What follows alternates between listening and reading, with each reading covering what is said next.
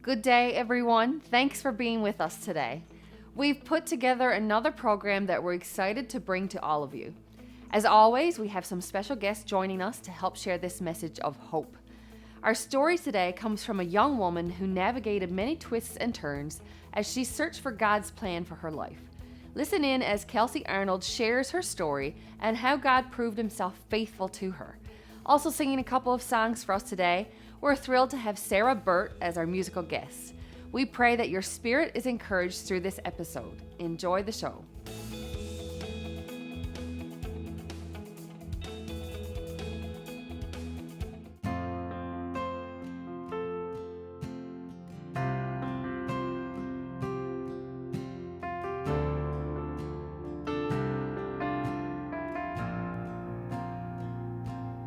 What will it be like when my pain is gone?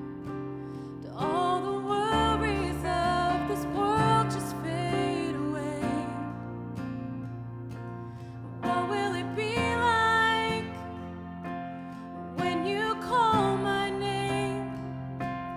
And that moment when I see you face to face, waiting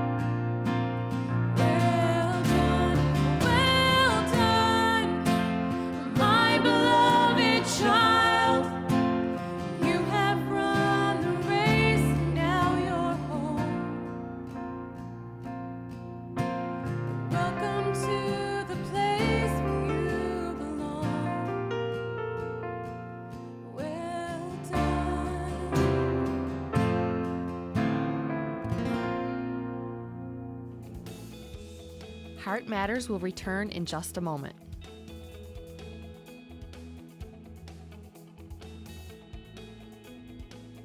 RE/MAX would like to say thank you for allowing us to be a part of the most important transaction of your life. Our mandate is giving back to the communities that serve us.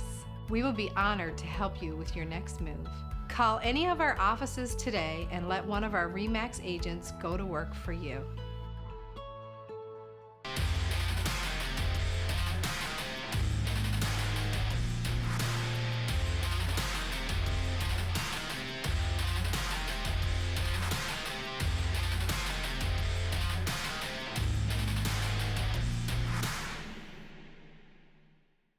Scott's Transport Limited is a family-owned and operated full transportation company located in beautiful Deer Lake. In business for over 25 years and with a fleet of modern equipment and dedicated team, we service the growing needs of businesses from Newfoundland and Labrador to Ontario and locations in between. If it matters to you, it matters to us.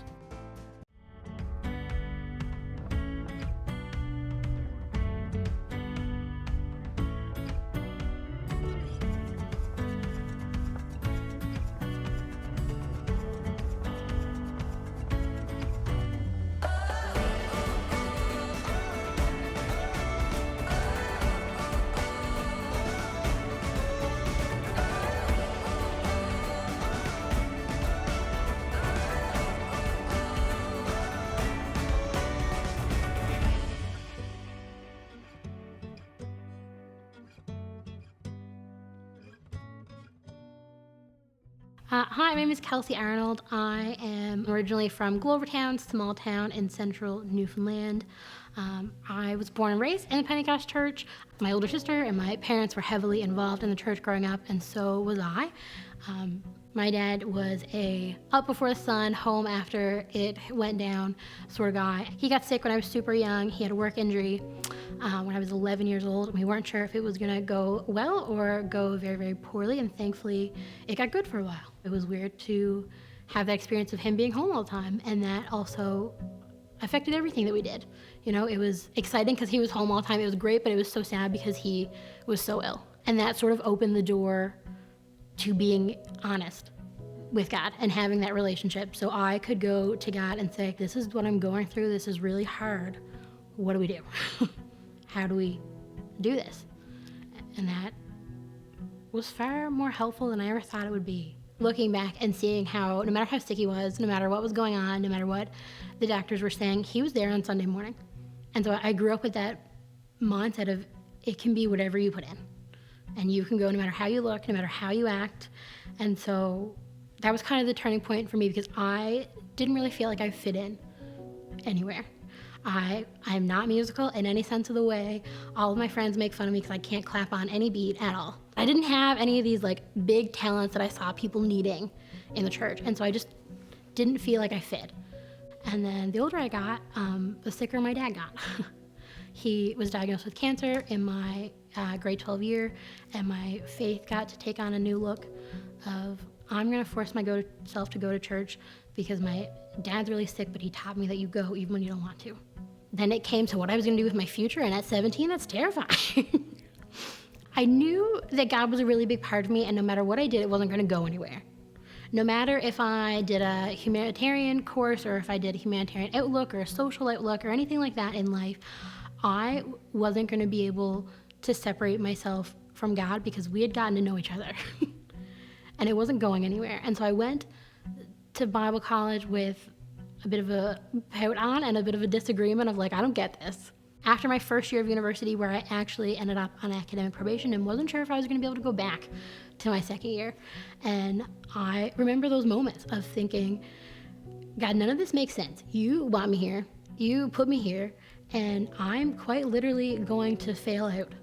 And as I went through a whole bunch of different things, I quickly realized that those, I think, were the moments that God was calling me into. The ones that we avoid, those life moments. I actually was diagnosed with ADHD and dyslexia. It changed everything. Academics made sense then because I knew why I couldn't do it the way it was expected of me because I wasn't built for that. I had no idea that I had ADHD. I had no idea that when I wrote things that my B's and D's got mixed up and I was putting in letters that weren't there and I was taking out words that were totally supposed to be there. I didn't know any of that. I didn't know anybody else who was struggling with the things that I was. But I got to put a name on it, and then I got to grumble to God about it. And he could handle it. And he could handle it because he was in it. And that made the difference. Because I wasn't grumbling to God about all the bad things. I was grumbling to someone who I had invited into my life and had stuck around for the bad things. He was there with me. My dad got really sick twice when I was in university. He slipped into a coma in my second year, and I remember flying home and leaving class in 45 minutes and getting to an airport and having to get there because we didn't know what was going on. This was it. This was the moment. I was dropping out. I was coming home. I was moving home to be with my mom, my family, and all of that. The next day, I celebrated my 18th birthday in the ICU with my dad eating cupcakes. And none of it ever really made sense. Nothing that we ever went through made sense. You know, I was failing out of university, and then I got a diagnosis which changed my whole life, which explained why I wasn't super good at one thing, but I was like mediocre at a whole bunch of different things, and I could pick up different tasks and try new things and be okay with them. And why I was really good at talking to people, because my talking didn't make sense sometimes because I was dyslexic, my words don't make sense, but people could get it because it's okay to be flawed. But everything about me, I couldn't hide it. And so I got to have those life experiences. And so we did that. And I remember going back to school, and it was smooth. That semester, when I thought I was definitely going to fail out, because first off, really bad at academics. Second of all, ICU and cupcakes with my not dying dad, I thought it was over. And I went and I got the highest marks I ever had that semester. Going into my third year, the summer before, my dad had been on the upturn. Things were going super well. We thought he was going to get a transplant. It was super exciting. He was doing phenomenal. He was more active. He was more energetic. He was living the best life, and we were so excited. And then I got the call that my dad had slipped into a coma again, and it wasn't looking good. It was strangely one of the most peaceful times I've ever experienced. You know, don't get me wrong, there was heartbreak and sadness. My dad had eventually passed and all those things, but it was smooth still somehow. And as much as it was hard, there was these moments of, it's okay, because my dad taught me that. And so I remember getting to this point where, you know, graduation was coming near, and I had ended up taking an extra year. So all my friends were graduating, but I was still sticking around because I had no idea what I was doing. And then I realized that I really, really enjoy people and helping and being there. And I'm honored to be there when someone is going through a hard time. And I could only do that because I had been through it. And we have to do an internship before you finish Bible college. You have to kind of like do a mini practice run. I was speaking with one of my mentors, and I had just said, like, I don't know what this looks like, but it doesn't make sense right now. And that's really scary because I feel like something needs to make sense. We're getting close to the end. And they had suggested Cornerstone. And so I did my internship, and I loved it, and I fell in love with the work and the people. I was super pumped to be in this place that I had never heard about, that I didn't really know about, but I knew that there was things going on that Jesus was in. And it took a while, and then a position opened here at Cornerstone. So now I'm the director of outreach for Cornerstone. And there's no more irony in the world than having this kid from Glovertown who grew up in the church realizing they fit into absolutely no boxes but still had this weird passion to be in the church, to now be working in a church that's making sure that people know that there's no boxes you have to check. You don't have to be put together. You don't have to have a number one talent. You don't have to fit into a mold. You don't have to be a certain way or respond a certain way or act or think a certain way. You don't have to be designed a certain way.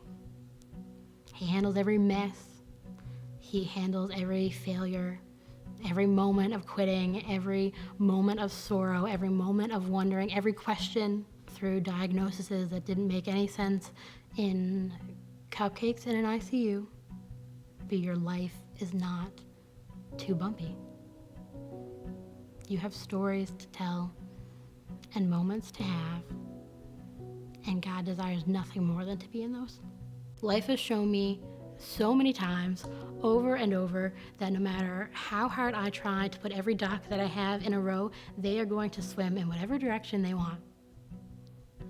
And it's much, much easier when someone's arms who are bigger than mine try to put them together. Inviting God in is inviting him along for the adventure of life.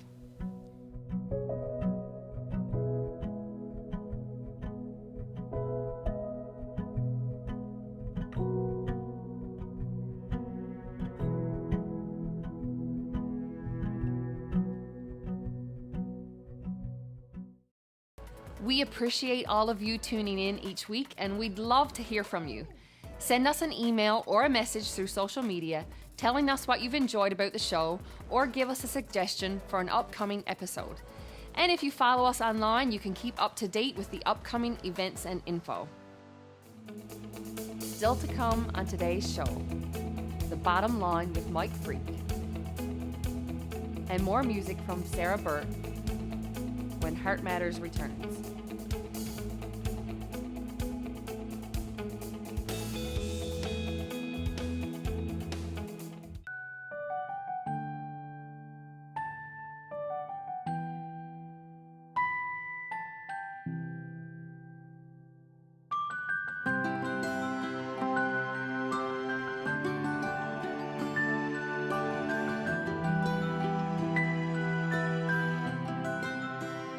From envelopes to tractor-trailer loads, Dooley's Trucking caters to all your shipping needs. Capable of meeting all your shipping requirements throughout Newfoundland. Dooley's Trucking is your choice for fast and efficient delivery. Ship with the best. Ship Dooley's.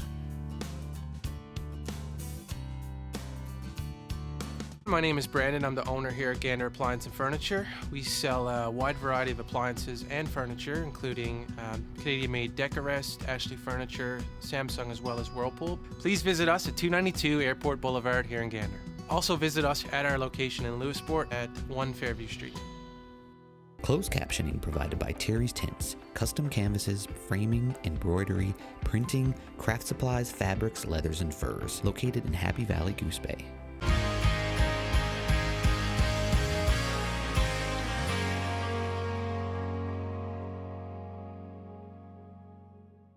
I'm sure that we've all been shocked by what we've seen unfolding in the country of Ukraine this past month.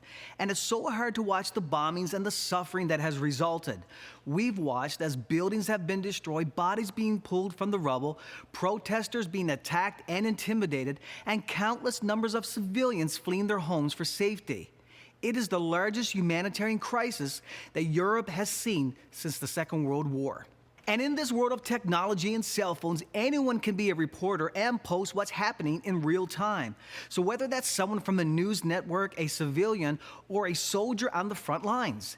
Therefore, we get to see a side of war that generations prior never had access to. It's heartbreaking to watch what's happening there. It's heartbreaking to see children walking across borders without their parents, alone and crying.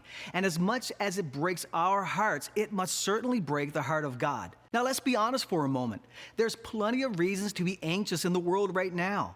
Like, how long is this war going to go on, and how far is it going to reach? Will the West be drawn into direct conflict? And is this the start of World War III? And what about nuclear weapons? And in response to the war, people all around the world are rallying together. There's demonstrations on streets and cities all over the world. Even in Russia, there are those who are taking incredible risk to speak out against their own country. Celebrities, athletes, politicians are using their influence to call for an end to the war. There's not many times that the world comes together on an issue, but it seems like the world has come together asking for the same thing: peace. In the Bible, Jesus is called the Prince of Peace. That's why Jesus came, so that people can experience his peace even in the midst of incredible uncertainty. Now, some of you might be thinking, well, what's happening in Europe is really awful, but it's the least of my worries right now. You have no idea what I've had to deal with, and you don't know what I'm going through. And you're right. Perhaps you're facing some pretty intense things in your life right now, and maybe you're facing health issues, and you're worried, and the prognosis is not looking good. You're not sure if you can make your next mortgage payment, or you're struggling to make sure that there's enough food in the cupboards for your children. Perhaps there's family division. Your relationship with your children is strained or even non-existent. Or your marriage is on the verge of falling apart, and you don't know what to do or where to turn. You're worried, you're anxious, and you're stressed. And it's been a long time since you've experienced any sense of peace in your life. Here's the bottom line today. Just because there are plenty of reasons to be anxious doesn't mean we have to be. God's gift of peace is available to all of us. God's desire is to give you the peace that you've lacked for so long, and you can experience God's peace over your life today. And even when things are difficult and life doesn't make any sense, His peace is available for you. 'Tis so sweet to trust in Jesus, just to take Him at His word, just to rest upon His promise, just to know thus says the Lord. Jesus, Jesus, how I trust Him, how I've proved Him more and more.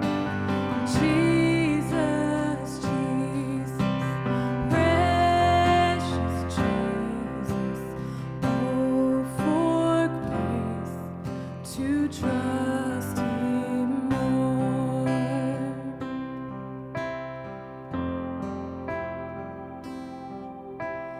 Great is thy faithfulness, O God, my Father.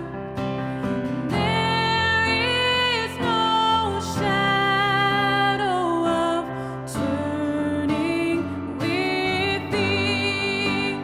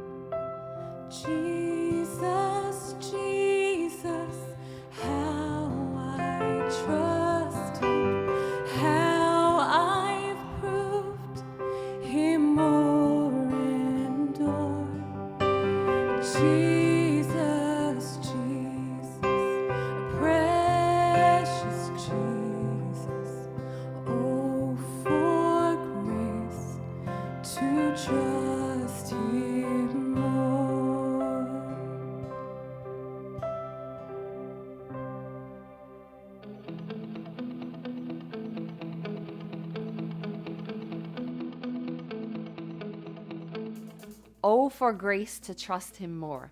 That's the prayer of our hearts. There are a lot of things that we can lose our faith in these days. People let us down, circumstances get away from us and out of our control, and it can all cause our faith to waver. But if we hold on to Christ, He is faithful to the end. I want to thank today's guests, Sarah Burt and Kelsey Arnold, for making this another fantastic show. If you have a suggestion for an upcoming show, please let us know about it. Drop by our website and leave us a message. Well, sadly, that's all the time we have for this episode. We're so glad that you've spent this time with us, and we invite you back again next week.